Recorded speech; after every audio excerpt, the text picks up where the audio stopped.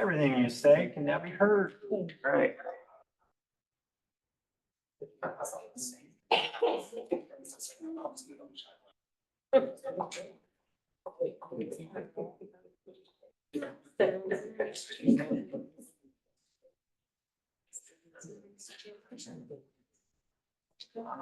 Are there any more public comment forums? Because we need those before we start. We've got two so far, Nilda and Mr. Kelly.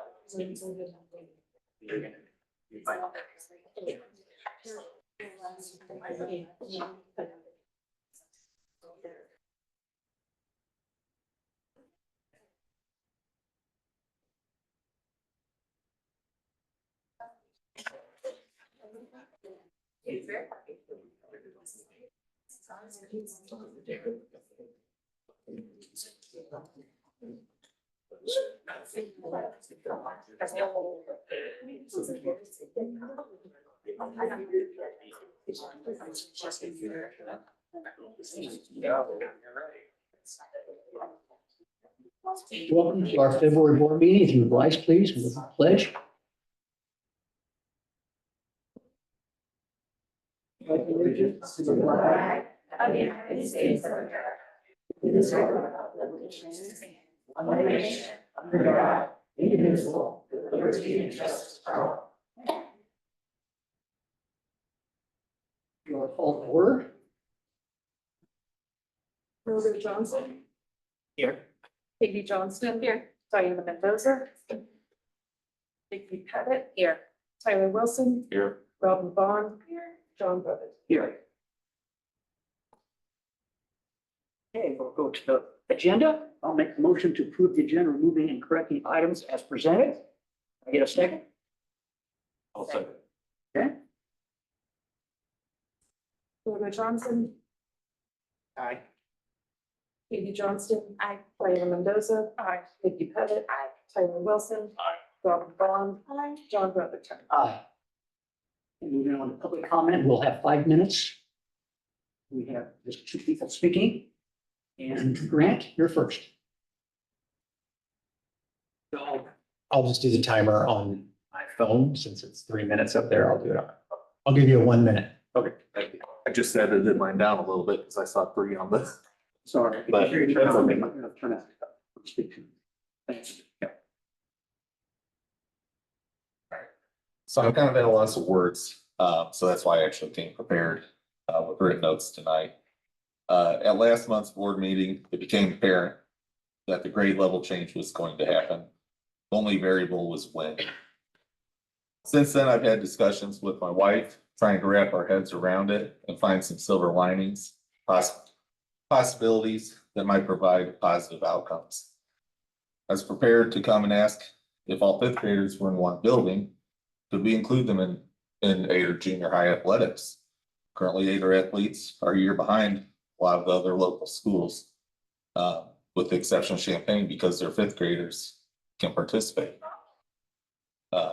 Last year when my son was in 6th grade, they'd go to school, play the 5th grade team, come back out on the floor. And for a good chunk of the season, they only had 6 players. They were playing 2 games a night. It was rough, but could we include those kids with the 2 schools, with the companion schools? I'm not sure if that becomes an option now. As a side note, during that Zoom discussion last month, I was the one who asked the anonymous question, if all schools will be the Bulldogs, or families to be asked to buy new merch with different mascots each year. I partly asked the question to give a lighter question to break up some of the tough ones being asked, but I also wanted to see how many of the finer details have been thought of. For me, any change needs to have as many of those finer details figured out as possible. A change for a 25-26 school year only allows for a small window and the bigger, broader issues to be addressed. When the finer details aren't discussed, because there's not enough time, it can feel rushed. There's a lot more to figure out than just the transportation. We recently received the email a little over a week ago before this meeting, that the recommendation has changed to companion schools. Has there been a review of the board minutes from years ago when this was abandoned? I tried to look up the board minutes, but they're no longer available. And I'm pretty sure most of you weren't even on the board at that time. Was operating our own transportation the only problem with this previously? Personally, I'm not a fan of banking on a vendor to fix everything. Especially when there's not a competition in the area and they control the market. What prevents them from raising the rates drastically after their current contract expires? I'm also not sure how this addresses the mobility issue that has been previously reported. Students can still be in a situation where if they move within the district, they'll have to change schools mid-year. I appreciate that the parents and staff were given the opportunity to complete an additional survey. But with the recommendation to take effect in August, it feels like this is another attempt to rush us through even quicker than before. There's been no opportunity to review the information and ask questions about this particular plan, as is previously presented as an option that was ruled out. Another side note that I just came across this morning was during the State of the State address, Governor Pritzker has proposed a balanced budget, including an increase for education. That seems to be a far cry from the gloom and doom that we've been presented with as far as state's financial crisis. I know the decision has more than likely already been made, as the news article this morning or recently stated, this is a compromise. I hope this works.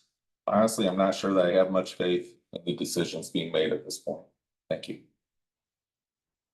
Thank you, sir.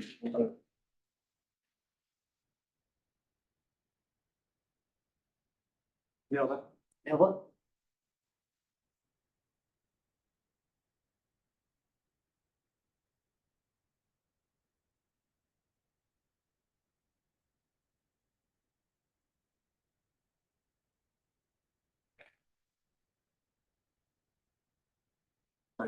No, let's turn it off. Yeah, Here. there you go. Well, No, no, no, no. it's on. Okay. Hi, Scott. Thanks for now. It's all right. Okay, good evening. My name is Nilda Smith. And I have loved serving for the past 3 years as a multilingual literacy specialist for RCS. I adore my RCS family. Our students and staff have become a second home to me. Gracias, Dr. Woods and board members for slowing the restructuring decision down to allow time for parents and staff to share their thoughts. The surveys were clear, concise, and unbiased, and were available to parents in Spanish. Gracias, Ms. Pettit, for being the squeaky wheel. When it came to parent and staff input, mission accomplished. Gracias, Ms. Mendoza, for helping us to remember that our multilingual learners are immigrants and that our experience in the United States is a unique and precarious one. Gracias, Mr. Johnson, for being a voice of reason and practicality during this process, especially about busing and grade level centers.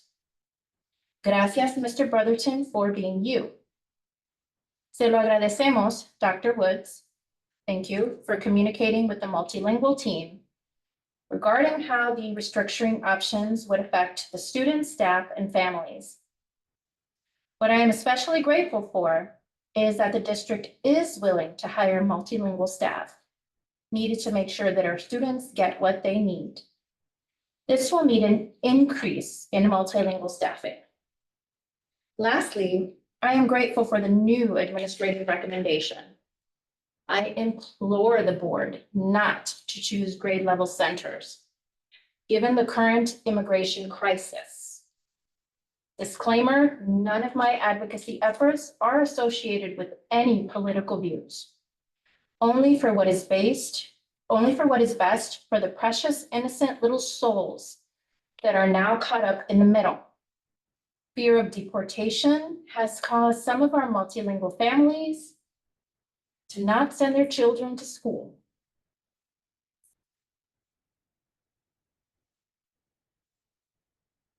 Possibly even not going to work themselves. No doubt the situation has caused many parents to rethink their living arrangements, possibly even return to their home countries. We love and represent our home countries. However, we also know that conditions there are not safe. Many of those governments are corrupt. And it is dangerous for us to go back to our home countries. I invite all in attendance to look up the conditions of the ICE facilities and to ask yourself if any human deserves to experience those conditions. Our school climates and cultures at Pleasant Acres and East Lawn are culturally sensitive, inclusive, and celebratory. We know we are safe and loved at East Lawn and Pleasant Acres as multilingual people. If we go to grade level centers, not so sure anymore. Who will love and protect us at our new schools if we go to grade level centers? Who will reassure multilingual families in Spanish at these schools that RCS is a safe haven for them? Not all schools are created equal. And implicit and explicit bias is a real thing. We are all imperfect humans. However, not all humans are alike. And they may not use their power and privilege to love and protect others. Fortunately, we have RCS, our school board, our administrative team, and Dr. Woods to help even the odds. Thank you for your time. Thank you.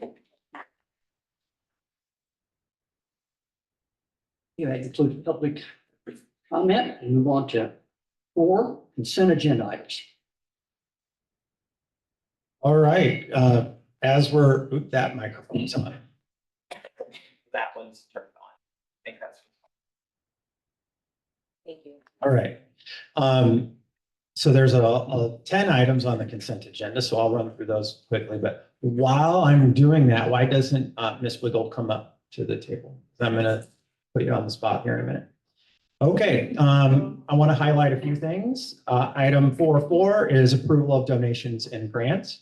Ms. Estolke, who is a teacher at East Lawn, received a $1,000 grant through the Illinois Education Association for a service project that she's doing with her class for work towards Carl, a donation they're making to Carl Hospital. Board policy updates are listed in there. There were no significant updates. It was just updating of footnotes and those types of things. The calendar, the school calendar is in there, and I just want to make sure the board knows that we do have a process for determining the calendar. For the last 2 years, we have, that I remember it may be longer, the all RTHS and all the feeder districts to RTHS, we do share our calendars information. That doesn't mean that they all end up being the same. That's probably a far cry from happening. But this year, one of the big discussions among our staff was whether they wanted to do a fall break, which I believe Champaign and Urbana, both those districts are now doing that. And our staff chose not to do that and keep the traditional schedule. We do have a contract to provide occupational therapy services with Ford County Special Education Co-op. Our longtime occupational therapy has left to work in the private sector. Also, a second month in a row, we've had an intergovernmental agreement with RTHS regarding student transportation, where we cooperatively transport some kids to private placements. And then the annual discipline improvement plan does have to be approved by the board. But personnel items. Hi, Melissa, you've been waiting patiently. I'm going to introduce someone who is no stranger to RCS. Melissa, in her Melissa is going, I'm recommending that she is the new principal at East Lawn. And the current principal, Jamie Bajer, they've been a team together there for 3 years. And Jamie is going to be, I can say this out loud, right? I think I can, I'm about to, is the Assistant Superintendent of the Regional Office of Education starting March 3rd. And so Miss Ramey, who is also here, I introduced her at the start of the school year. And she will be the assistant principal. That's in the personnel report. Melissa will move from assistant principal to principal. So I'm going to introduce you now. Melissa, in her 24th year in education, and is in her 24th year in education and has been part of the East Lawn Elementary community for the past 3 years. With an extensive background in early elementary education, she is passionate about early literacy, student engagement, and incorporating movement and activity into learning. As she transitions from assistant principal to principal, Melissa looks forward to continuing to foster a dynamic and supportive environment for all students.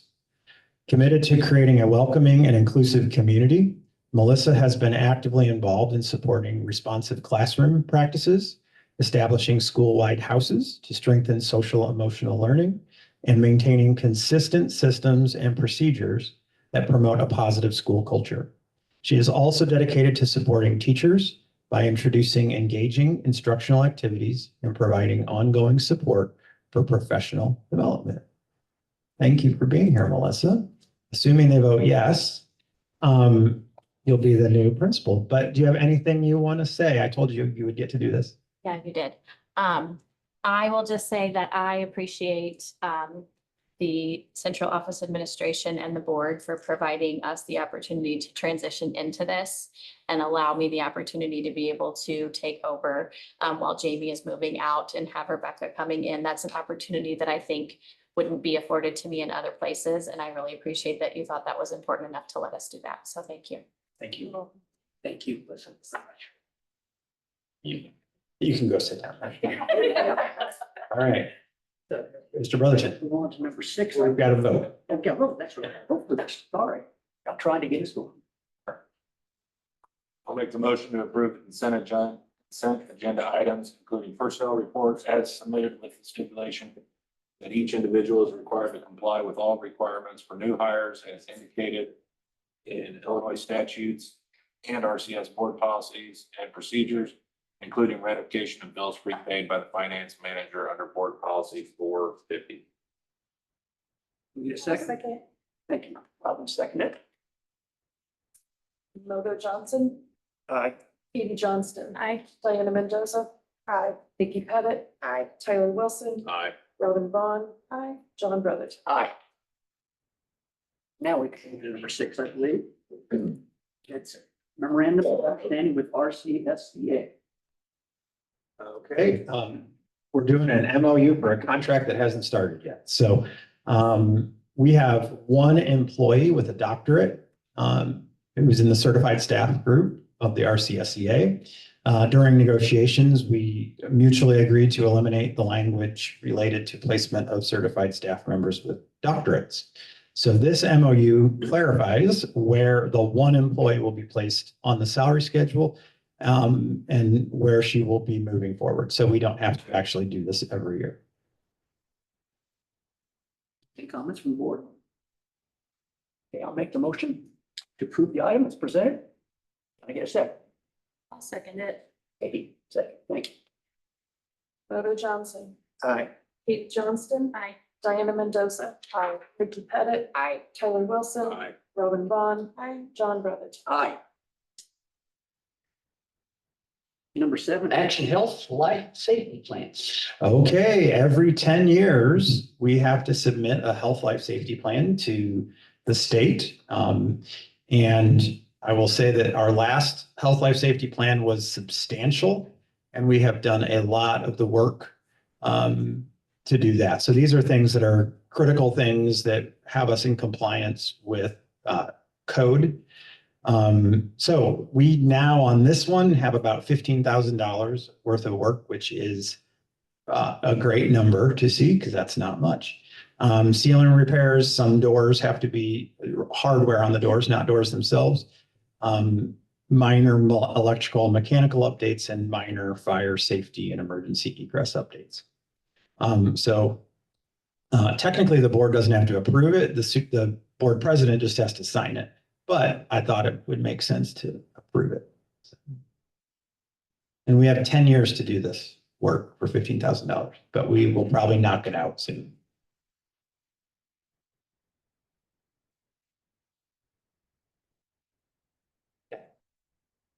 Get a motion? Motion for this? Make the motion to approve the health life safety plan. Thank you. Second? I'll second it. Thank you, Kate. Louder Johnson. Aye. Katie Johnston. Aye. Diana Mendoza. Vicky Pettit. Aye. Tyler Wilson. Aye. Robin Vaughn. Aye. John Brotherton. Aye. Okay. So we're on the next item. Yes, I'm ready. Okay. I'm gonna let you go. So I feel like I need to explain this one a little bit to the board, and again, this is one of those things that you would normally approve this in the bills, but I wanted to make sure you knew this is an agreement I was planning on us entering it. So RSP, which is the company that assisted us with the demographic study that was presented in September. Another service that they do is needs assessment work with school districts. So in the district improvement plan, which is an agenda item later to talk about, area 5 is about improving or increasing curricular and extracurricular opportunities for students. That was an area that you all as a board last April identified. So the target in the district improvement plan for year 1 is to do a needs assessment and looking forward into resource allocation, which would be in year 2. So what the plan is to do a needs assessment of students, staff, and the community by conducting surveys and feedback from students, teachers, parents, and community members. And then the other layer of that is actually looking at existing programs that we have, determining effectiveness, and informing our decisions on those things. So I realize that I think this is an area that would be better coming from a third party in terms of getting feedback, and they have, I would say, better skills on surveying and the methods that they're able to use. So I am recommending that we work with this consulting group on this portion of the district improvement plan.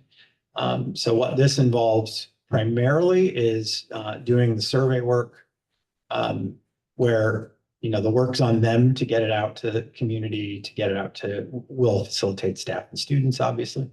And then also assisting in analyzing the data and then making recommendations. We think we can get this work done by June 1st. So any questions on that? Yes. I guess I have one question. In the proposal, is there a requirement that they have to be in a certain percentage of response rate from the community in order to, accurately gauge the community itself? I can ask that. I'm supposed to meet again with them next week. So there's not actually an agreement to sign today. This is looking at their costs, which was in what I shared in the board packet. Me getting the go-ahead to spend up to this amount is what I'm looking at, but I think that's a good question for me to ask is there a minimum response rate that we would consider what they did effective? Right. Noted. Anybody else? Okay. Someone like to make the motion? I'll make the motion to approve the item as presented. I'll second that. Heather Johnson, Aye. Katie Johnston, Aye. Diana Mendoza, Vicky Pettit, Tyrone Wilson, Aye. Robin Vaughn, John Brothers. Aye. Number 9. K-5 organization. So what everyone's here for. All right, we are ready. So I do have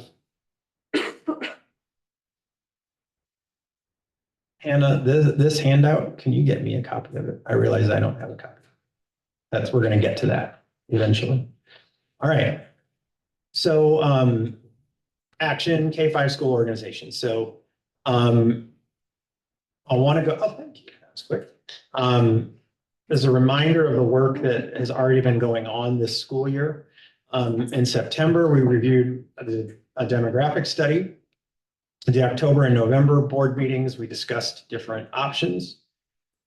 December, I made the administrative recommendation to the board regarding grade level schools. No action was taken.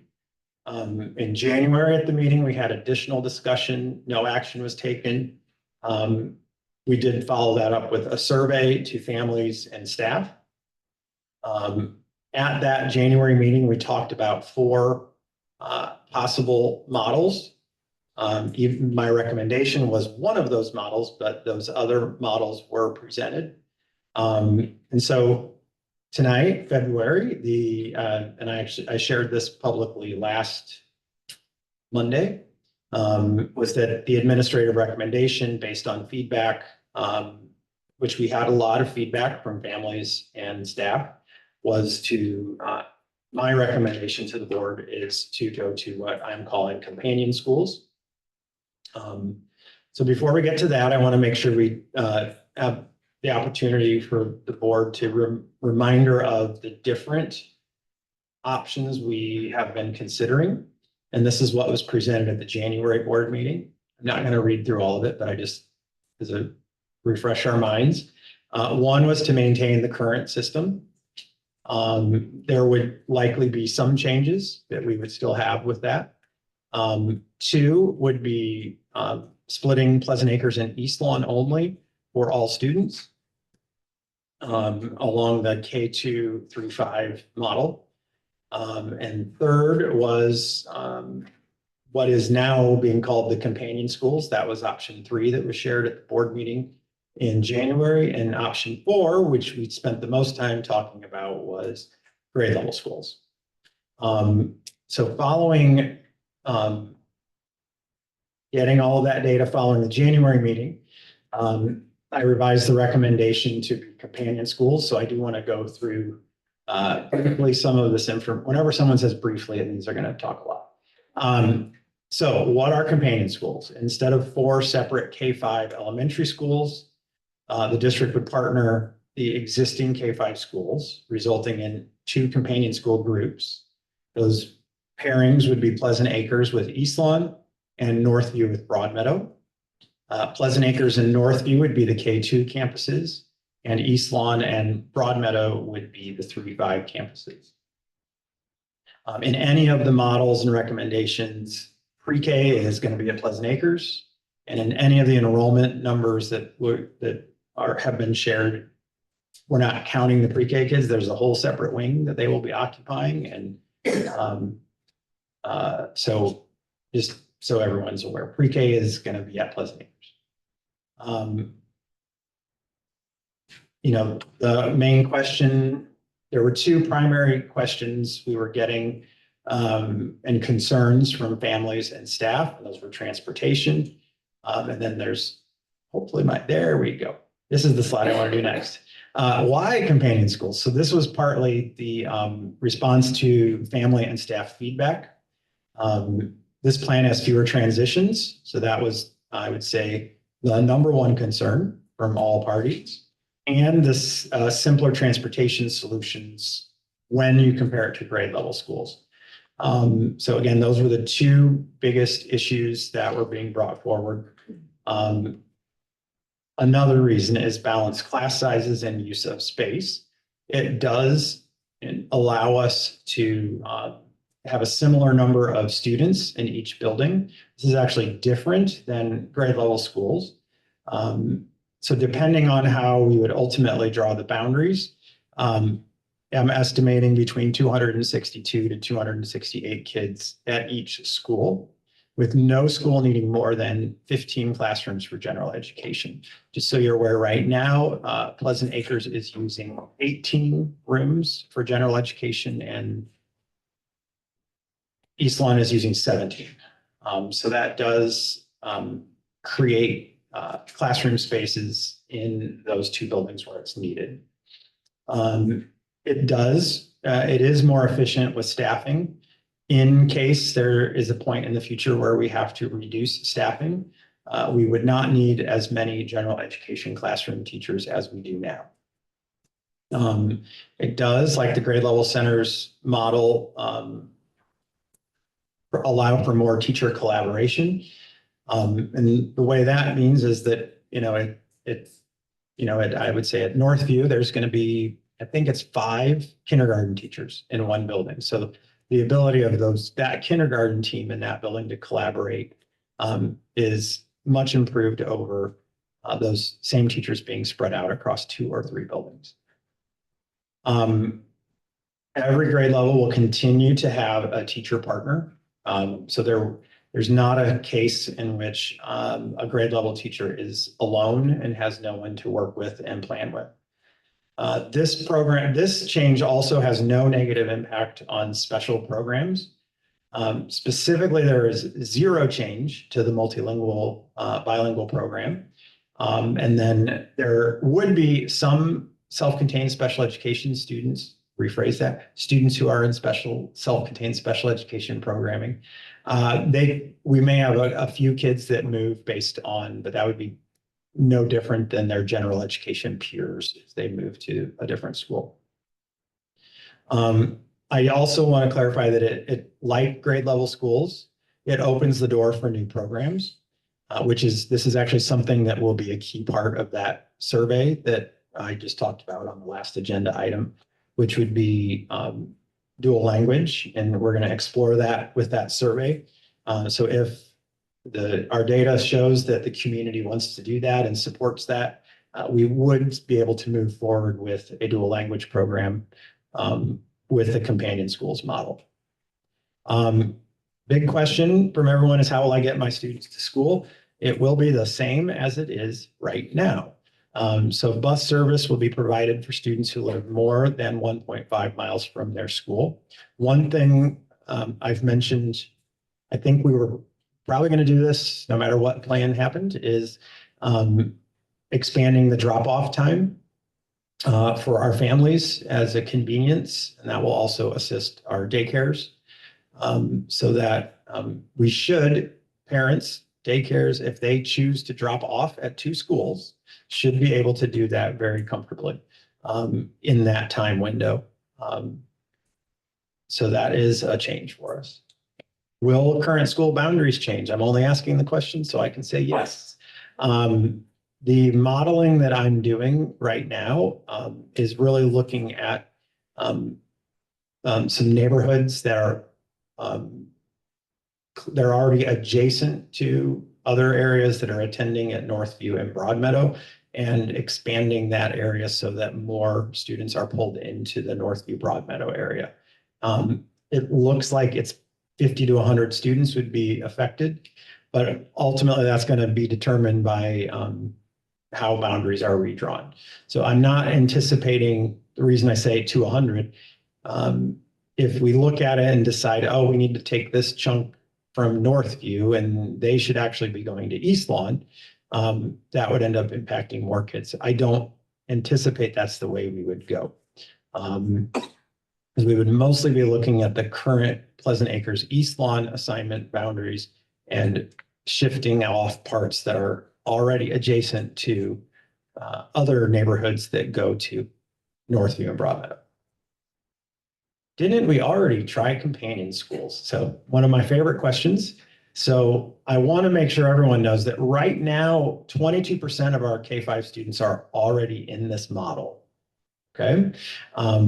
This model has been in place this year for our bilingual program, our multilingual program. However, the other 78% of the kids are in the traditional K-5 model. And I've said this at multiple meetings now. Yes, and starting in the 2006-2007 school year, RCS shifted to grade level centers. Pleasant Acres and East Lawn were K2 schools. Northview and Broadmeadow were 3-5 schools. At that time, that was done. I would imagine the driving force really was the federal legislation at the time. It was called No Child Left Behind. That's not what it's called anymore. And there were accountability measures that would require schools to restructure. That model ended in 2014 and 2015. I also want to, so unlike 2006 to 2015, when we were operating under that model, the district is no longer operating their own transportation department. Where that is a significant benefit to us is they, First Student or whatever company we have, and we discussed at a previous meeting that there is going to be a bid process for transportation services. So we may be changing vendors and we're putting out a competitive bid on that.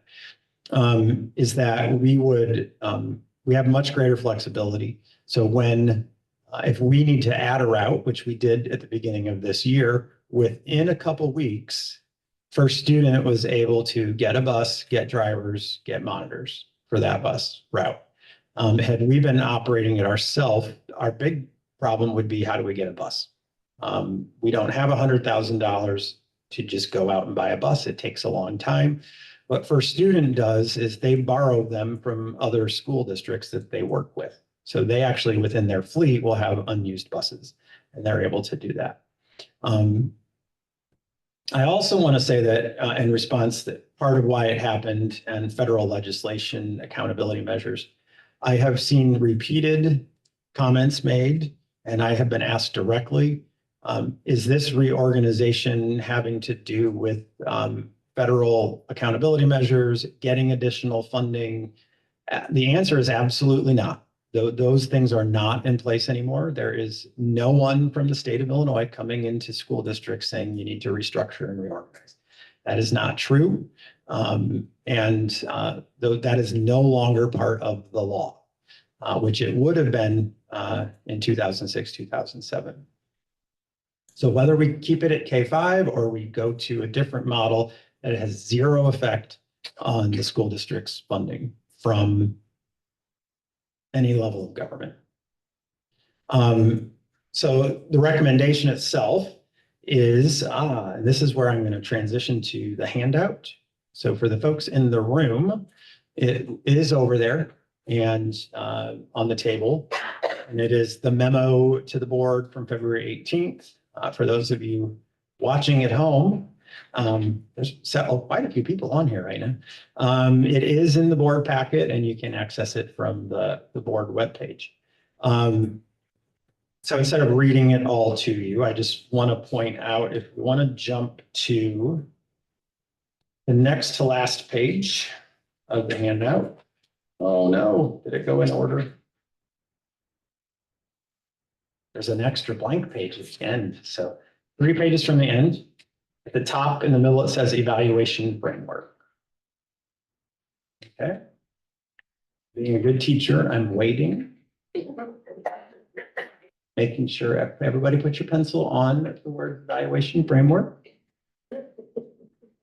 That's something teachers do. She didn't know that. Tyler's already refusing to do it. I can see. You need to go to Miss Whittle's office. All right. Are you there? All right.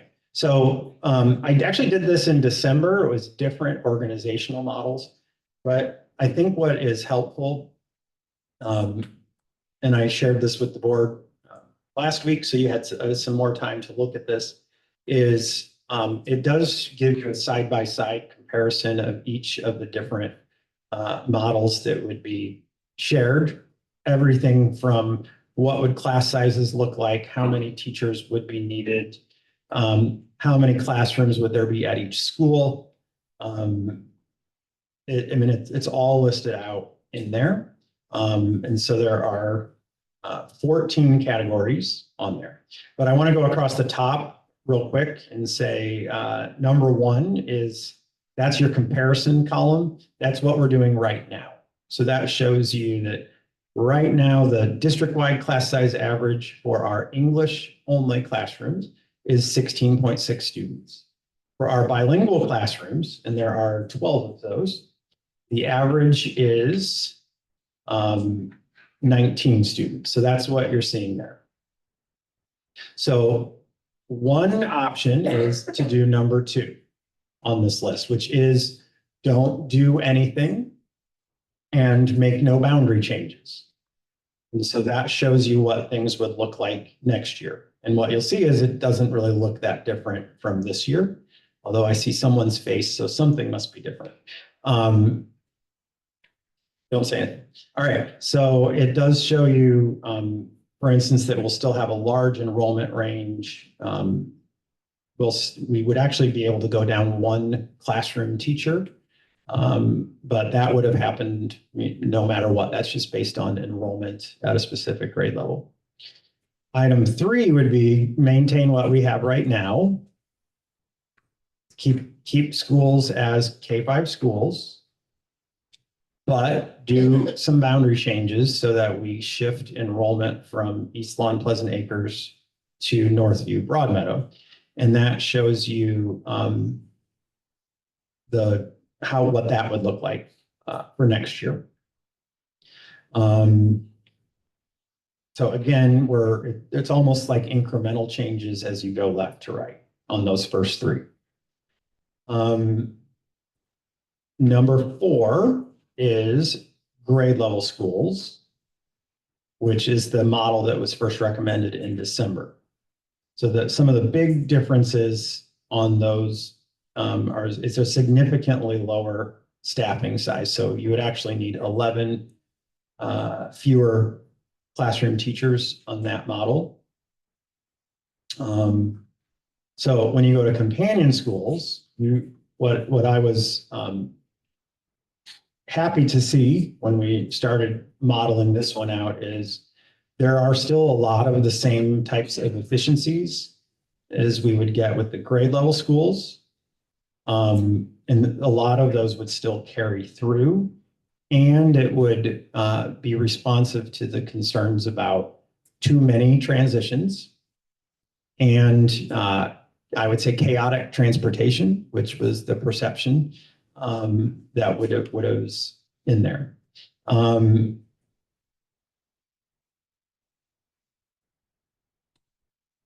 So yeah, and so if you hopefully had a chance to look through that. So for instance, line 12 talks about transportation. As I shared at the last meeting, grade level schools would add 6 to 7 buses. Companion schools would add 2 to 3 buses. Even if we kept K-5 schools and just shifted boundaries, we would likely be increasing our busing by, it could be 0, but it would likely be 2 buses also. It would all depend on which neighborhoods we would choose to do, to change boundaries on. Okay. So I don't want to belabor it, but I think that I just want to clarify the recommendation before you all discuss. So the recommendation, and this is what's on the screen, is that the students currently assigned by boundary or program to East Lawn and Pleasant Acres will be grouped into companion schools with all students in grades K2 attending at Pleasant Acres and all students at 3-5 attending East Lawn. That language that says or by program is specifically about our bilingual program and acknowledging that those students in that program will continue in those buildings. The second bullet point is students currently assigned by boundary to Broadmeadow and Northview will be grouped into companion schools with all students in grades K2 attending at Northview and all students in grades 3-5 attending at Broadmeadow. I'm planning to have the third bullet point. I'm planning to have in front of you the recommendation for the boundary changes that would shift families from the Broadmeadow Northview area to, East Lawn Pleasant Acres to Broadview. I just renamed it. Broadview North Meadow. Oh my gosh, I'm done. All right. And also clarifying that the plan is, as a minimum, we will do the 1.5 miles or further transportation, which is what we're required to do. One point on transportation, it's there was an email exchange, at least with one parent, and I think all the board was copied on my response to that. We have not abandoned the idea of doing shuttles between so it's actually a much simpler shuttle system if we do it. It's just, I've got to, if we can do it feasibly, we're going to do it. I guess that's what I would say. It's not going to be a significant cost. Essentially what it would be is the last bus that would drop off at Northview could take any kids that live nearby Northview to Broadmeadow, if that makes sense. Okay. That should work. But we've got to know the transportation is going to need to know the boundaries and model that. We also don't have any way of knowing how many families would take advantage of that. But the example that this parent raised is they currently live, I would call it spitting distance from Northview. Okay, so they can see Northview from their house. Their child walks to Northview. On paper, they are 1.4 miles from Broadmeadow. Okay, so we do not have to provide transportation for that family, but I want to make sure folks know that we're trying to find a solution for that family, which would expand transportation. My guess is, in that case, that family would choose to have their child walk over across the street, go to Northview, get on the bus to Broadmeadow. So we are hoping to make that work. I'm also kind of betting on that kids that aren't, the kids that are a mile from Northview probably aren't going to take advantage of that. And that's, but we won't know that yet. We won't really know that until we ask parents closer to the start of the school year. And that was proved to be complicated with our bilingual families this year to actually get a head count on how many we're going to use the shuttle. But we've been through it once and we've learned, I think, on that one. So I just talked for a long time and my voice is a little hoarse and I would be putting myself to sleep if I had to listen to myself. I would be, oh, thank you. Maybe take a sleep. All right, I'll turn it over to Mr. Brotherton. Hey, board. Any comments? Questions? I go. With line, in the evaluation framework, line 3 says allows for possible decrease or relocation of teaching staff. We are not letting go, firing, however you want to put it, any staff, correct? Yeah, that is correct. And actually, I'm glad you asked this. I didn't ask you to ask this, but it's a good question for me because if the board approves this, there's a document that's going to go out to our all of our staff tomorrow. I've got it ready. I've talked with the union about it. Tara might have to fix it again, but explaining the process we will go through for reassigning staff. Unlike grade level schools, on this model, if every first grade teacher wants to teach first grade next year, this model allows for that to happen next year. Where on grade level schools, we were going to have a pool of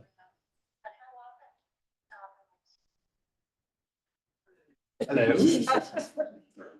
There's a voice coming from the back of the room. On the grade level schools model, we were going to end up with kind of a pool of unassigned teachers waiting on assignment. And so on this one, we're just going to, so the simple answer to your question is we're not cutting any positions with our current staff. And as I said, it should work out that if, as I said, every first grade teacher wants to teach first grade, that should be able to happen.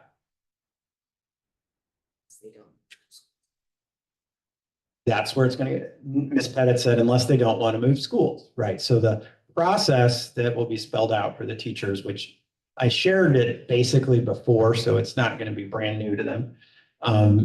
We'll have a kind of a decision-making hierarchy of what gets priority. So I'm going to look at a first grade teacher who I can barely see people with my glasses off, but I can tell that's a first grade teacher out there.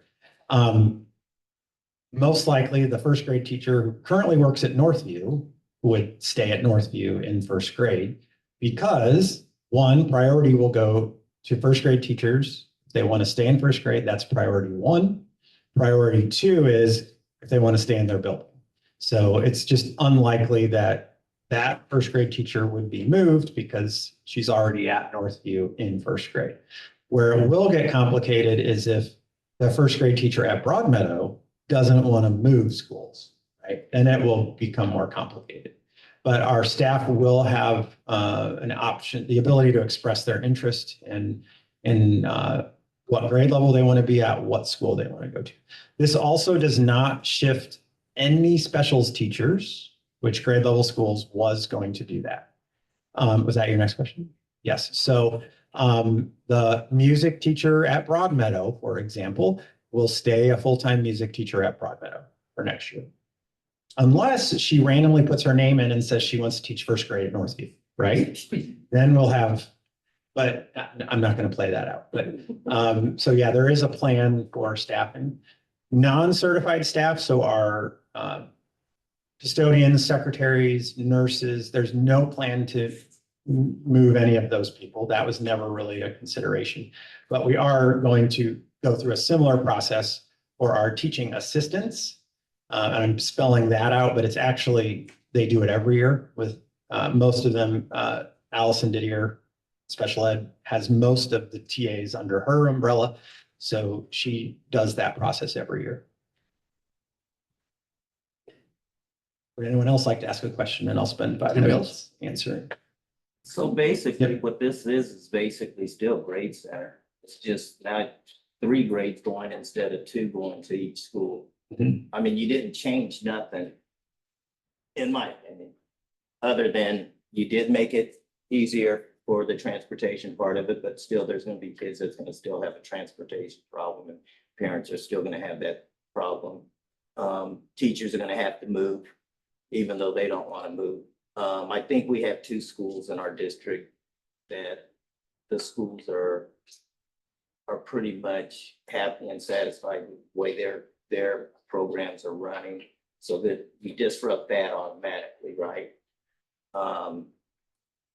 So that's, to me, is a problem. The biggest safety problem that I have with it is, like you said, this 1.4 miles or even 1 mile, where we have kids that are only in 3rd and 4th or 5th grade, and they're walking to Broadmeadow and they live, let's say, on Chanute Street, across all these highways.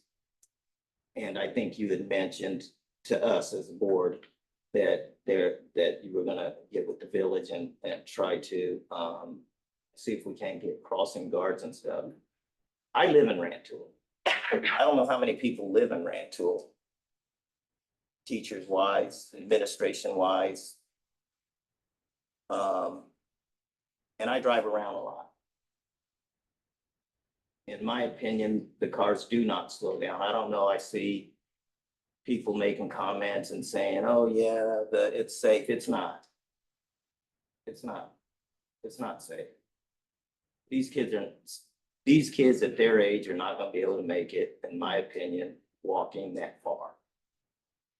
I know that you did your very best and everybody's done their very best to make it where you got east side and west side, basically is what you got here now. You got Pleasant Acres and East Lawn on the east side, and you got Northview and Broadmeadow.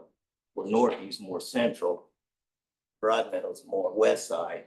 That's a huge difference. I can see if Broadmeadow was closer to Northview, sort of like, and really, if you look at even Pleasant Acres and East Lawn, and I don't know if everybody knows what I mean, because some of these people don't live in Rantoul. They just work in their school. So they know where their school's at. And I'm sure pretty much the teachers know where the other schools are because they work for the district and they probably went and did training in one way or another in those areas. I'm not trying to make this a harder decision for anybody, and I think some of you have already made your decision. I'm just giving you my opinion. I think, and I think it was mentioned with the first speaker, that the bulk and the big part of it is being corrected. We're doing our best to correct the big part of it, but we're not looking at the smaller parts of it. And what I mean by that, those are some of the smaller parts where the safety of a child walking. The way society is now, the way things are now. I'm if you sorry. had a child. You're them. Can you talk in the microphone? Oh, is it not? Oh, I'm sorry. Sorry. No problem. I'm sorry. And if you didn't hear me, I apologize. And one of the other things that I feel on the safety part of it is you have these kids that may be walking and you have parents, they're gonna be waiting for their kids for more than 15, 20 minutes. And what about the weather? Look at the weather. I mean, we've now had in the past week, in my opinion, freezing weather, and I watch these kids walk. I don't know how they do it. I get out of my vehicle and I'm thinking, geez. And some of those kids are not dressed as well as I'm dressed. Those fingers freezes really quick. Those ankles, those legs. I mean, those are things I think some of the parents and some of the teachers are trying to say we're not looking at. We're not looking at the whole picture. And I know sometimes it's hard for us to look at the whole picture, but those are things I think we need to look at before we make a final decision. And in my opinion, starting next fall is too early. I think we should wait 1 year and try to work out some of the kinks. That's just my opinion. Thank you. Thank you, Gordon. Anybody else? Okay. Yes, go I was ahead. just waiting for everyone. Well, thanks. I think I have a lot of the same concerns that Nono has.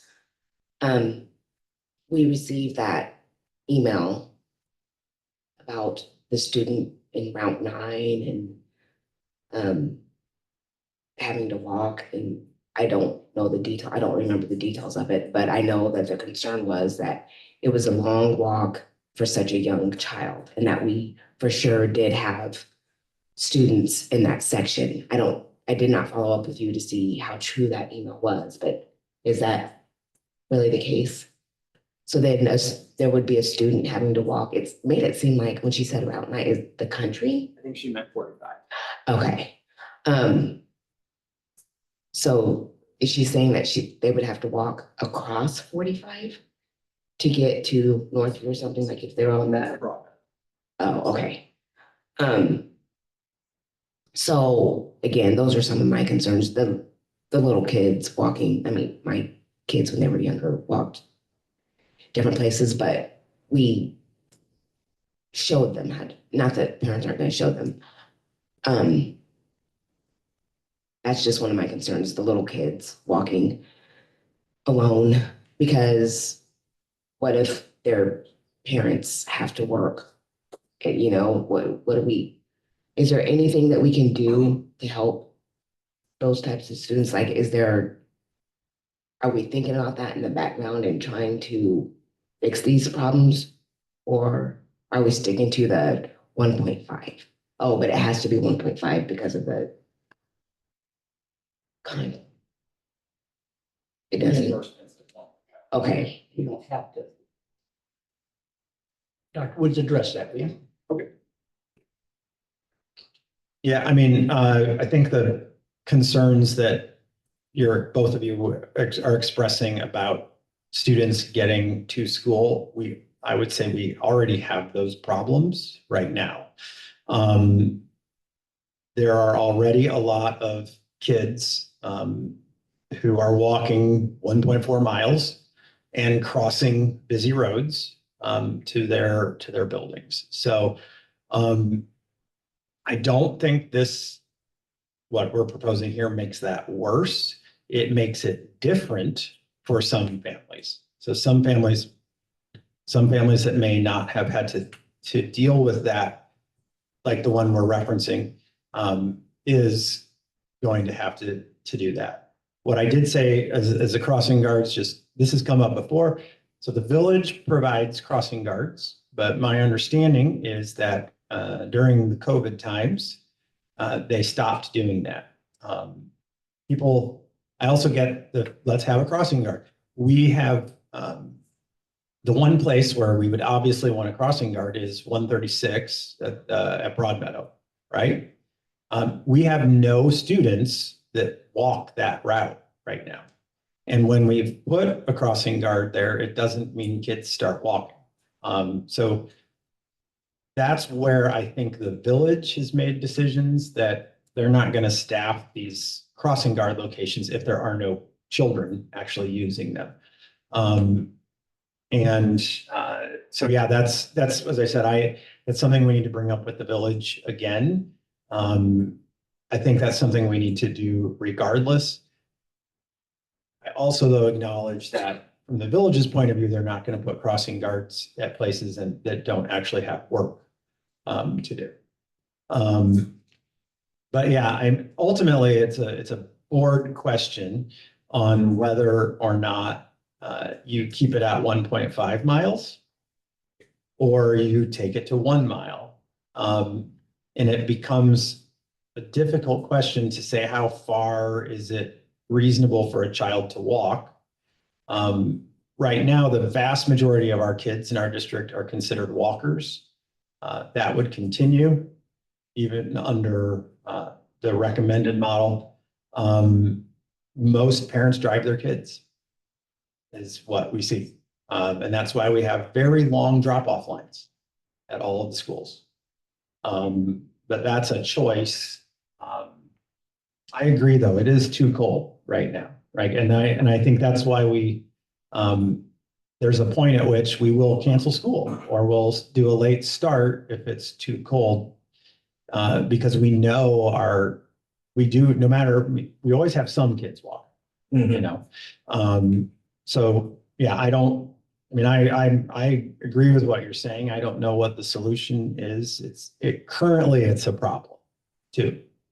And I agree. I think that's going to be a problem, like you said, no matter what, we kind of deal with that right now. One thing I do want to ask, you said that it's going to be the responsibility of the Village of Rantoul or Police Department to have crossing guards. Okay, if that's the case, as long as kids are walking.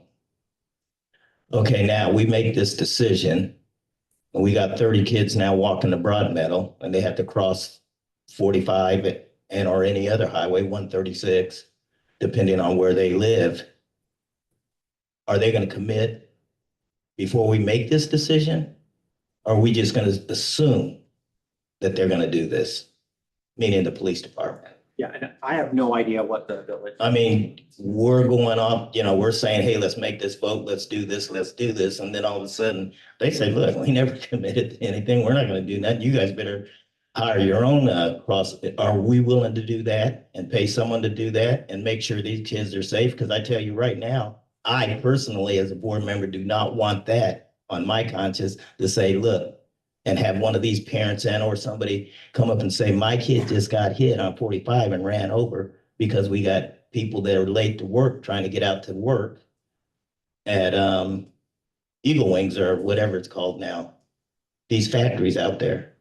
I mean, that's what I see on my street alone, which is a 20-mile-an-hour zone. People are going 50, 60, 70 miles an hour. I can't even back out sometimes. And when I do, they look at me like I did something wrong. Well, why don't you slow down? These are kids. These are babies. These are somebody's child that is going to be hit or hurt. That's just one thing. Another thing, and Ms. Fitter, you might be able to help me out on this one, and I don't know if this was brought to your attention, but it was brought to mine. One of the parents that had expressed their opinion and feeling is they have 3 kids. All 3 kids now will be going to different schools. Okay, we knew that that may happen if we do any change. One of them has a IEP, and the other 2 kids helps this kid, sister, sibling, I don't want to say kid, and in school, at whatever school it is. They help their sibling go to the restroom. They help their sibling get to class. That'd be gone then. And I told the person that they needed to get a hold of you and or somebody that's in the sped department and find out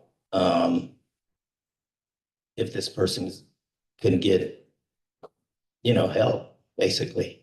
So that may be coming at you sometime soon. I didn't know if that was going to be a problem or if how many people may have that type of problem that we had siblings helping other siblings because of that reasoning.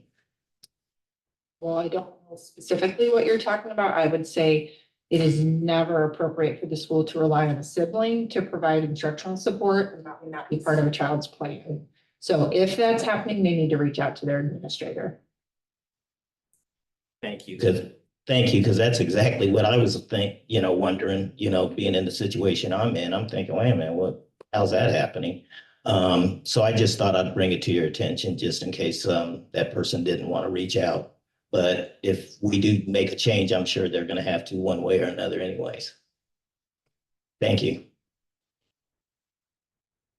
I just want to conclude what I was trying to say about the transportation, as long as we are trying to, because I did talk to the principals and they helped me understand why waiting another year would not be advantageous. Not so sure that I agree, because I'm thinking about the kids and not how difficult it would be on the teachers or the principals. But as long as we have things in place for transportation and getting kids safely to school, I think those are the types of things that I know that you said the little things. I know that you don't think that getting kids to school is a little thing, but we're saying all these extra details, like I would like to think of, and I know you can't cover every single scenario, but I would like to think of as many little small things as possible so that it can go as smoothly as possible, which is why I was in favor of waiting for a year and talking things out to try to make sure that we have all these things smoothed out so that we could hit the ground running and it would be as smooth as possible. That's it. Thank you. Anybody else? Okay, I'll make the motion to approve the companion school model as presented with implementation to begin at the start of the 25-26 school year. Get a second. I'll second. Thank you. Hold on, before you call the vote, you might want to just procedurally ask if there's any further discussions. Anybody else now? This is the way it is supposed to go. You're supposed to have a motion, a second, and have discussion. I thought we had a discussion, but if you want, okay, we're fine. If you can, hey, this is your chance. Ready? Okay. Okay. Moto Johnson, Nay. Katie Johnston, Aye. Diana Mendoza, Trying to tell you to say nay. No, it's okay. Aye. Vicky Pettit,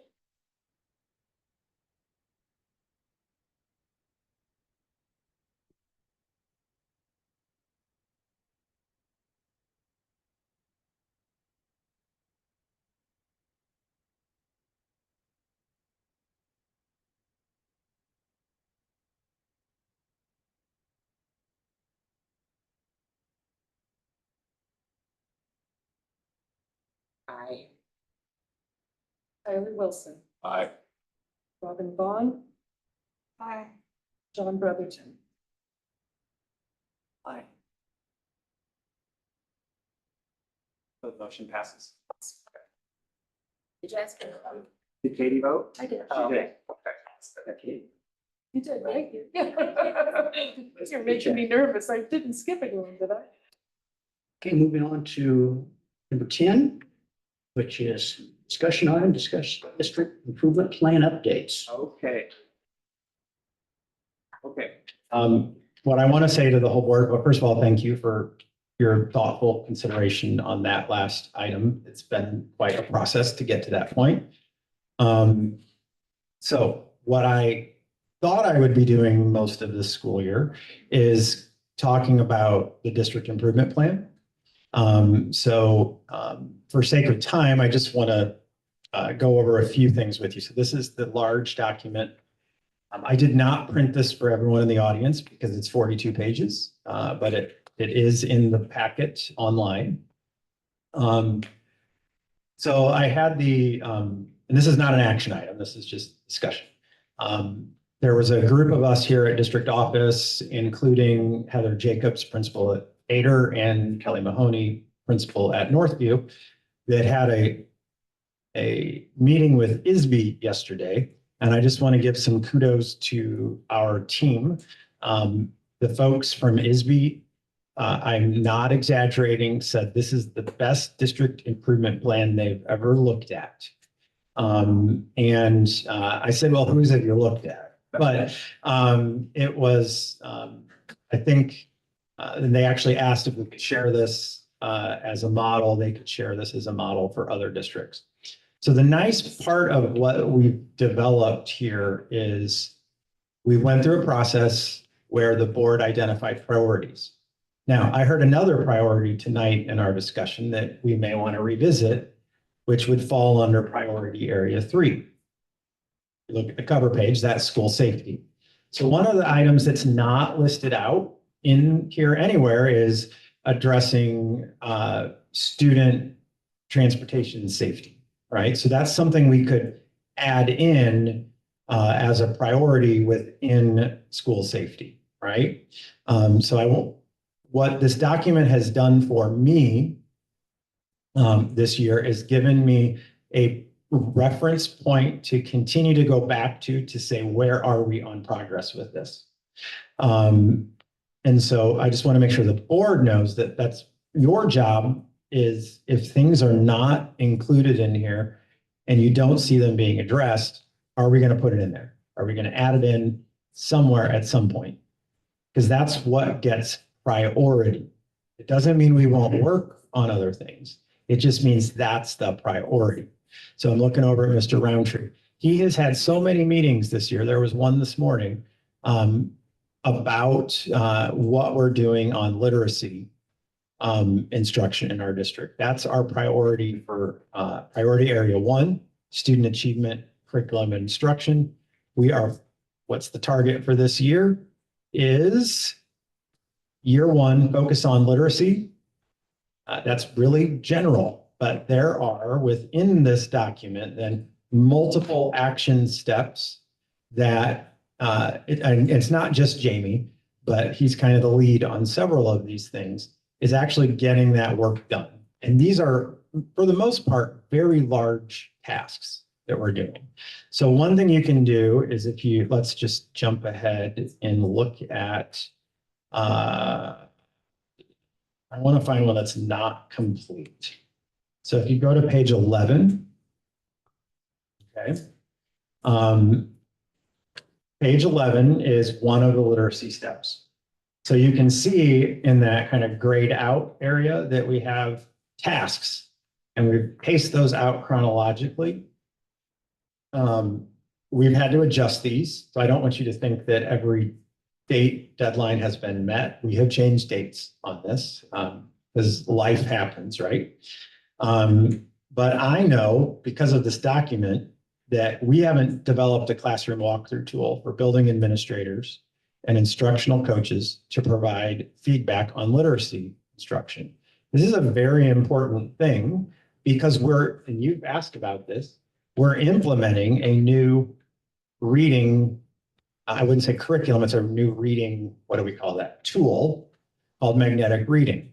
So we've got to get our administrators, and then the other group would be the instructional coaches, in the elementary classrooms and looking for specific things. And that's one of the ways we monitor is a teacher actually implementing it, right?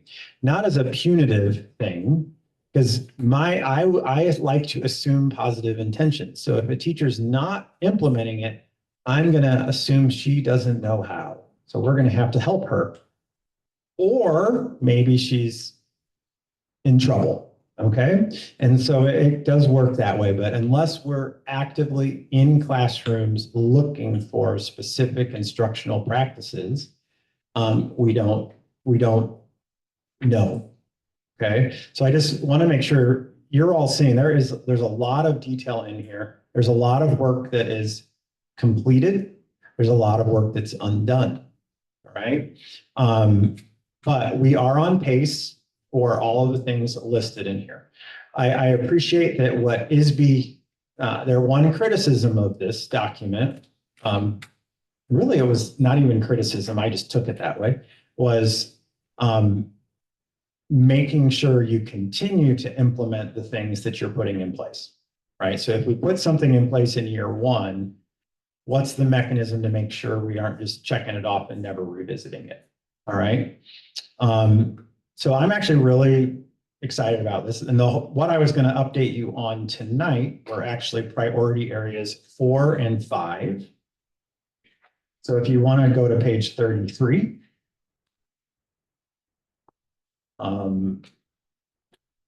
33? Yep. Okay. Priority area 4, community and district relations. So just giving you an update on where we are with this. So areas 4 and 5 are different areas, where 1, 2, and 3 are things that I think school districts are very good at. You know, it's instruction, it's social emotional learning, it's school safety. Those are the first 3 priority areas. These are community relations, right? That's how do we improve community relations?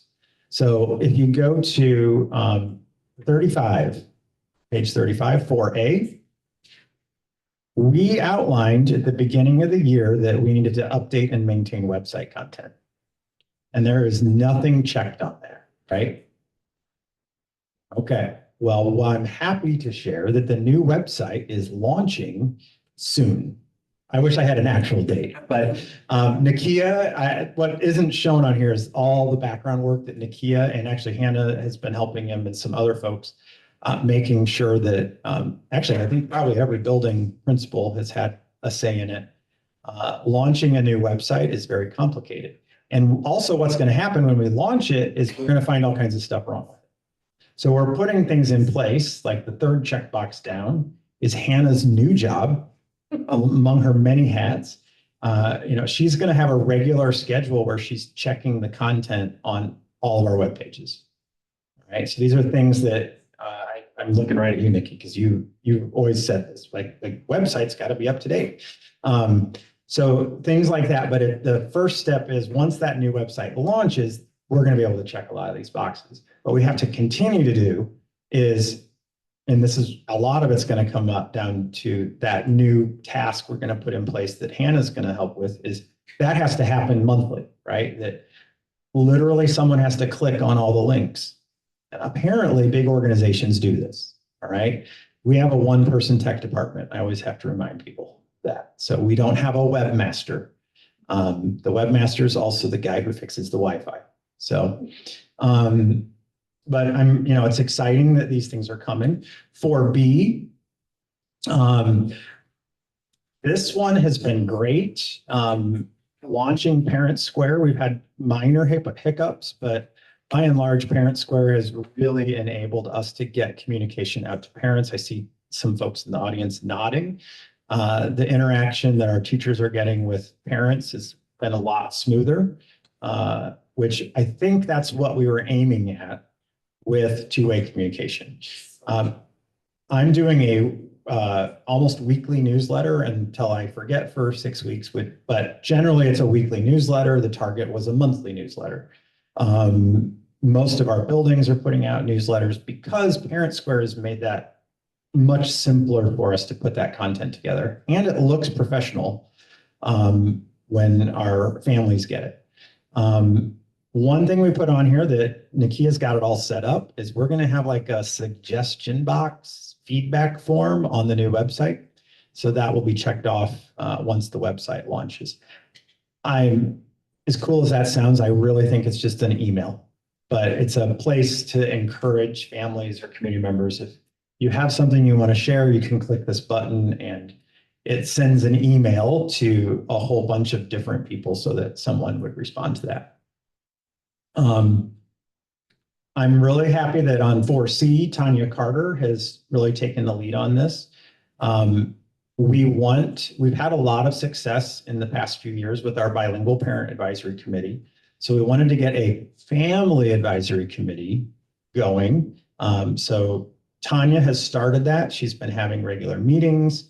Kind of the where I can monitor is, I've got the link in here for the notes from her meetings. So if I want to go check or another person in the district wants to check, we can see when they met, what they talked about, and kind of keep tabs on that.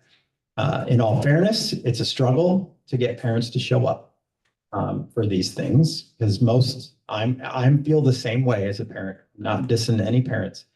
I don't really want to always go into my kid's school and talk about hard stuff, right? I just want to go watch the band concert. And so I respect that parents don't necessarily want to show up for having conversations about curriculum. Okay. But that's what we're aiming at. And so Tanya's been trying to do topics that would be of interest to parents, and she's really reaching out to try and build that group up. We are doing regular office hours. You may not know you're doing it, but that was a checkbox on here. We started at 5:30. We had one person tonight that came in early. How many were there more than? Oh, I thought you meant board members. No, board was here. Yeah, we had several board members here, but doing that, we may explore doing, I'm sure other schools do it, but I know that Lavette and Sammy do this regularly at Pleasant Acres. Is they do a event during the school day that's open to parents. What do they call it? Coffee and something. What is it? The principal. Coffee with the principal. Not a very creative name, but that's what they do. So we may, we'd like to do something like that for central office, but I just don't know. We got to try it and see who shows up. May not get anybody. So those are things that we are working on in terms of increasing, the overall goal for that area is community relations, right? And the website, that's one. How do we communicate two ways with parents? So are they able to communicate back to us, or is it just us pushing out? And we're putting those things in place. Increasing opportunities for in-person communication. So we are working on those things, the family advisory committee, the office hours. Don't forget also every year, a couple times a year, I give you that giant list of events that happen in our district. So there's all that already happening, where most families are going into their child's school for those specific things. So that was the big one on community relations. The fifth priority area starts on 38 is programs and services. I'm very happy that tonight you authorized me to get help on that, because I think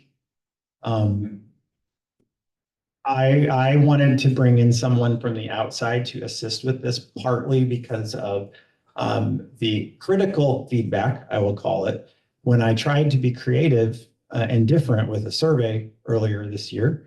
We got a lot of feedback about the bias in the survey, the questions were leading, things like that. So I think bringing in somebody else who has a lot more experience in doing this, because what I would ask in my survey is, do you want a dual language program? Yes or no, right? And so what should happen with what you approved tonight is it's going to be a much more complicated question and answer but also done in a way that someone can answer it, right? So we need a lot more information in order to make a decision. Not just would a parent be interested in it? Would you actually send your kid to it? So if you're a Broadmeadow parent, would you actually send your kid to Pleasant Acres and East Lawn for 6 years? Are you okay with the district spending more money on it? You know, those are all things I think that you as a board would want to know before we just add a program, right? I expect we're going to get all kinds of feedback on sports, right? We need 5th grade sports. Mr. Kelly brought it up tonight. Okay, so we need to ask more, we need to drill into that and how we're surveying our families to find out what that means. And are our families and community willing to support those things financially? And so you do have to word your questions that way. I've mentioned it to most of you, and this is as good a time as any, is, you know, we're going to have a big question ahead of us next school year. Our biggest, most popular extracurricular program is Explorers, right? And we have no more funding for that after next school year. So part of what I hope the survey will do is help us identify what are those best parts about Explorers. Because as a district, we cannot afford $600,000 a year for Explorers, which is about what it's costing us for 3 schools, right? So the grant is $450,000 a year, but then we are spending additional money on top of that to maintain the program as it is. So we would want to go to 4 schools, right? So that we have it at all 4. Realistically, we can't afford that, but I think the value is in asking the families and community, what are the best parts, right? Because I think it's going to be a difficult thing to do if we have to say we can't provide anything, right? So that's what we're aiming at with this district improvement plan. I also appreciate, maybe Jamie did this morning just because I was in the room, but he actually, when he started his meeting today on priority area 1, which they were specifically looking at, which group was it? It was MTSS academic. So they were looking at literacy instruction and interventions that are being done in the district for students who struggle to read. But he started the meeting with the district improvement plan. This is what we're trying to accomplish. This is where we are in the plan. And so that I think it's helpful for people who are paying attention, at least to see that it is part of a bigger picture. We're not just having a committee and that we're trying to accomplish something. I just talked for too long. And my wife texted me, so. Can I make a correction? Uh-oh. Miss Harmon let me know that I was incorrect. It is called Coffee and Conversations. Okay. So that was my boring interpretation. I apologize. Sammy had a much cuter name. Coffee and conversation. Yes. So she texted you in the meeting, so. All Yes, I right. am in trouble. All right. Okay, I don't know that you'll have a lot of questions on the district improvement plan, but I'm happy to sit down with any of you and talk through where we are on these items, if you'd like to in the future, or we can talk about it now. Let's thank you. This is a thing that I feel is very important, that we do have outreach, that we do communicate, because if parents, staff don't feel that we're listening, I think it has a detrimental effect on everything. So I appreciate the effort. Yeah, I'm very encouraged by all this, so thank you. Anybody else? Yeah, I'd like to echo that as well, because I know that I hit hard with the people aren't listening, blah, blah, blah, blah, blah, blah. So I'm happy to see this. I'm happy to hear that it's the best that they've ever seen. And I would like to. I know. I did invite the guy from ISB to come to the board meeting, and I didn't say it to you for me. He said he was busy. He said he was busy. I bet she did. Anybody else? I just want to say thank you for putting this together. It's really impressive. And I thank you and the administration team for taking us seriously when we ask for goal setting and incorporating that into district improvement plan. I think you've done a really good job. I'd like to thank all the kids that gave me these cards, from Broadmeadow. That was very, very, Gave very us nice. the cards. Oh, I thought it was to me. No. No, Moto, no, no, no. She said me. I thought it was for something totally different. I better read them now. But I did want to mention, I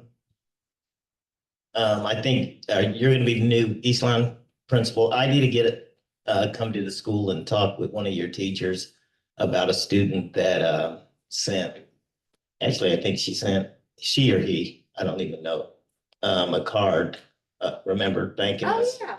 I have a booklet made up for the person, and I want to make sure that I get it to the right person. And I think the teacher is still there from what I was told. So if by chance I stop by Eastlawn, that's more than likely the reason I'm going to be stopping by. Thank you. Okay. How about number 11, information? Oh, the heading on this slide should say information items. We had one FOIA request. It was a rare denial. But that's in the board packet. It was, I believe it's referred to as cumbersome. So it was asking for a lot of information. So there is a point at which I've now learned that you can say no to the person and that they have to refine their FOIA, and I never heard back. I did reach out first and say, can you narrow the scope of it? And they never responded. So we had 4 newspaper WCIA stories that I caught. I just want to highlight one, and that is, as everyone's leaving, is that Miss Lloyd, Dolores Lloyd, she was here. She left. Oh, that's too bad. She was recently Teacher of the Week. She's a 3rd grade teacher at Pleasant Acres, which is always exciting when they get recognized. I need to inform the board that the tentative revised budget is posted and will be listed as an action item for the March meeting, which means we have to start with the hearing for that meeting. The summer school calendar is in there, in your packet, and just for your information of all the summer programs that we are anticipating right now. So that was it on the information items from me. Any new business, board? Okay. 13, board and superintendent comments. We're not having you say anymore. You're done. Well, I have things on the screen. I don't care. All right. One of them is from Hannah, so I gotta let her talk. Any board comments first? Yes, certainly. We're gonna talk first. Then yes, this is what.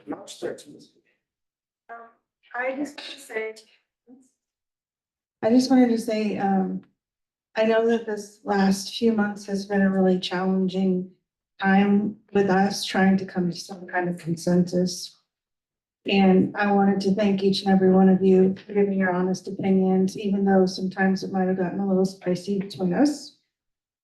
But I really value each and every one of you and your opinions. And it really, it makes me happy that we can all seem to come together and work professionally and come to some, commonality amongst ourselves. That is important. Amen. Definitely. Thank you, everyone, including the leadership team, for answering all of our questions, making sure that we were as informed as we could be.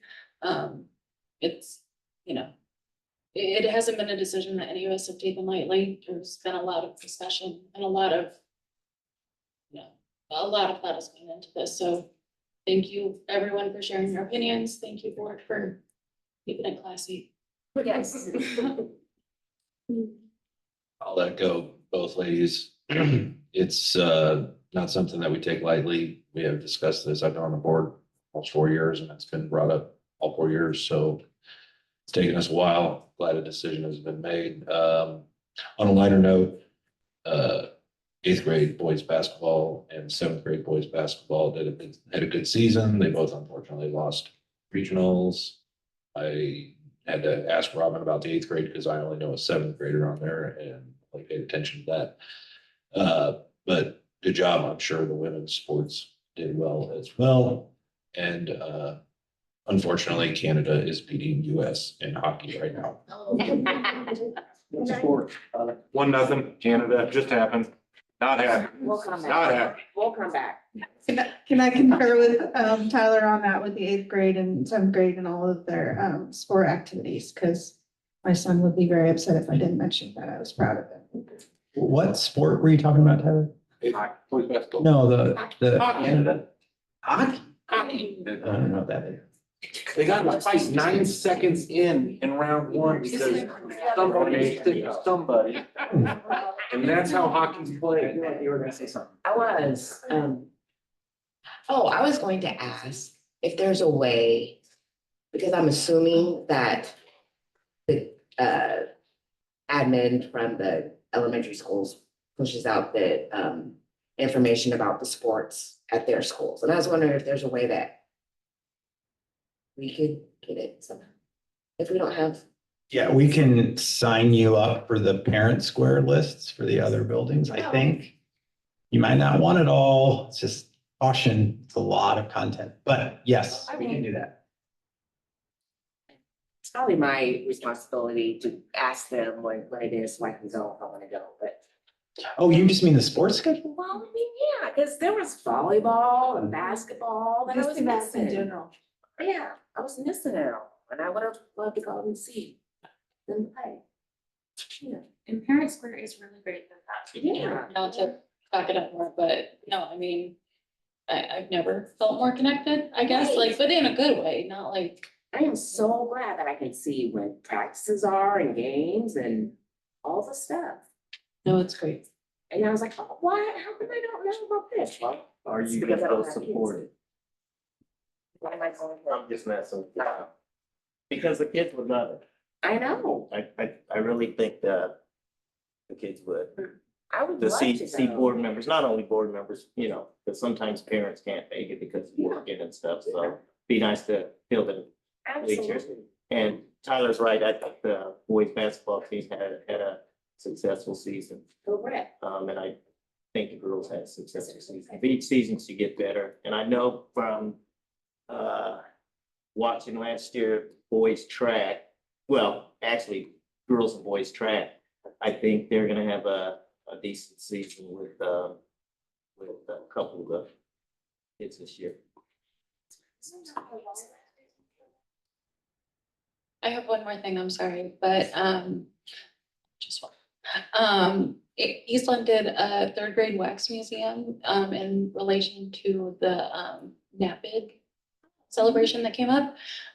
Also, like, there were really great events in all the classrooms, so, and I know that was not, I don't think that was just at Eastland, so that was really great. Or not Eastland, what am I Fourth saying, Northview? One classroom in fourth grade. Northview. Right. See, now my kids are.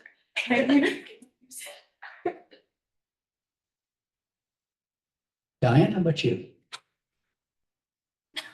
It's quiet. Quiet She's tonight. very quiet, yes. It's quiet. Yes, sorry. I just, what Robin said, it's been a rough couple of months, but we made it.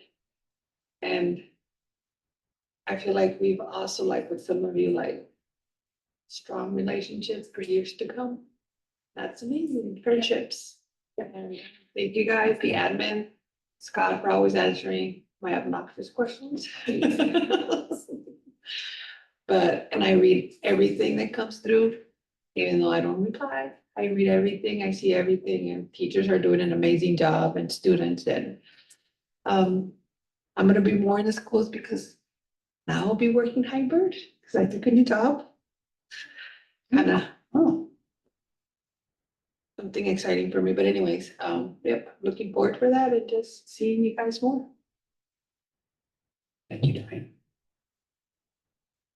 My comment would be that, yes, we have done our homework, tried to make the best decision for all concerned. But now that we've made a decision, it falls now to the teachers. And they're the ones going to have to implement it. And I would like to think we're all going to give them our best support and encouragement, because if you all know, teaching is a very, very important part of life. And we want the very best. And I think we have some of the very best from administration on down. And I have the greatest confidence that things are going to improve. And I'm just very happy that we have the staff and faculty that we have and administrators. So thank you. Thank you. Thank you. Permission to speak? Not yes. Yes, we did. Okay. So I do have 3 calendar events up here. The first 2 are, open to the board, but I don't know why anyone would come to the third one except for school employees, but hopefully it's next week. Is that the 28th? Yeah, next Friday, 5 to 7 at Ader. Hopefully you all come by. There's lots of food and fun for the African American Heritage Night for that event.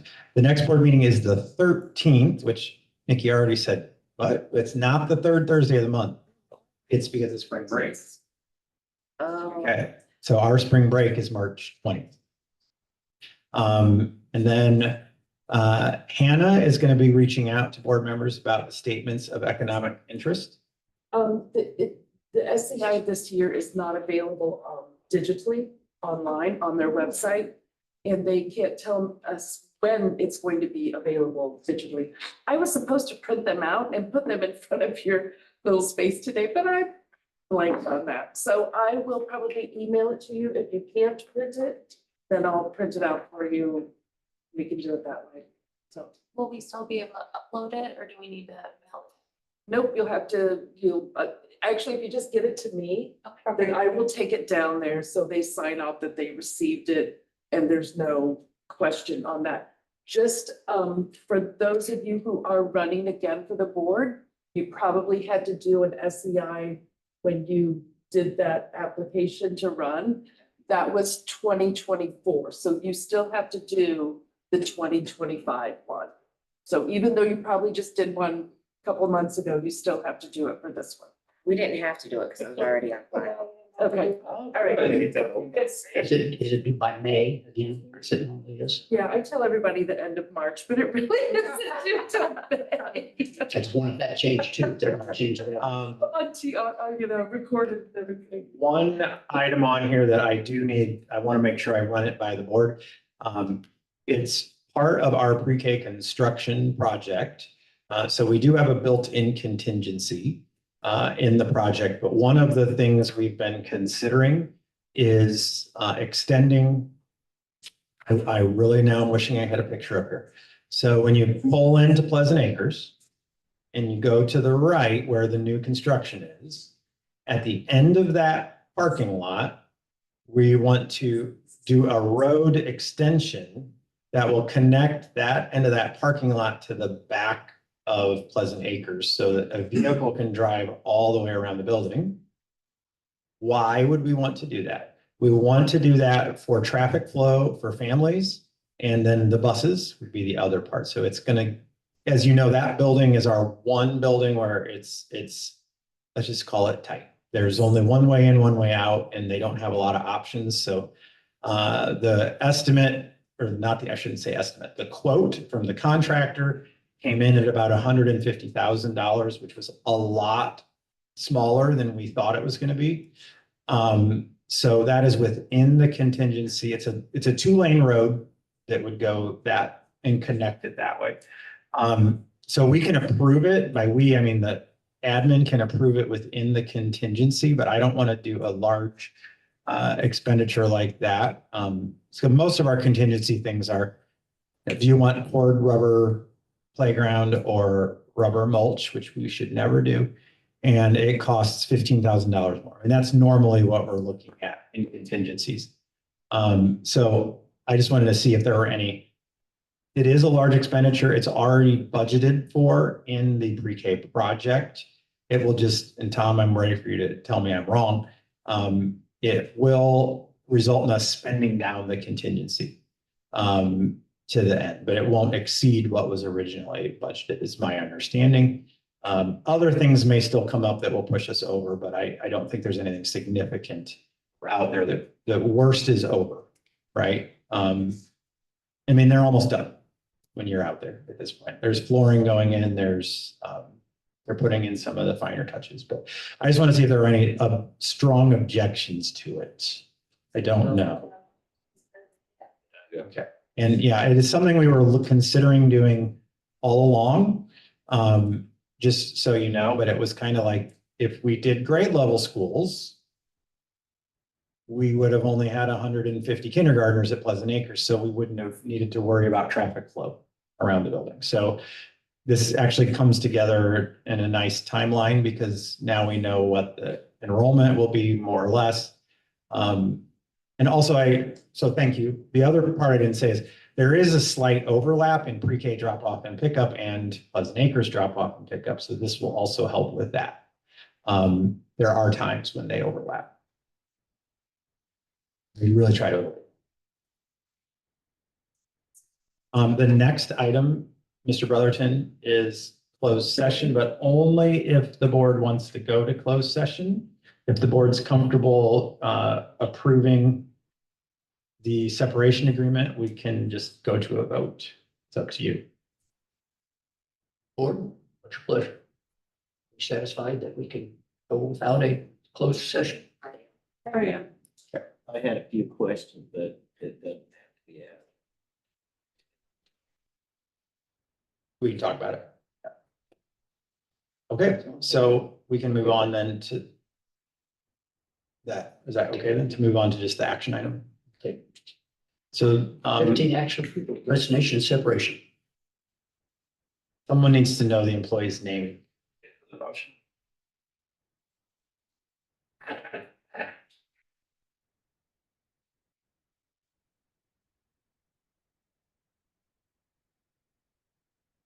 Make the motion to approve the resignation and separation agreement regarding Shannon Clark. I second it.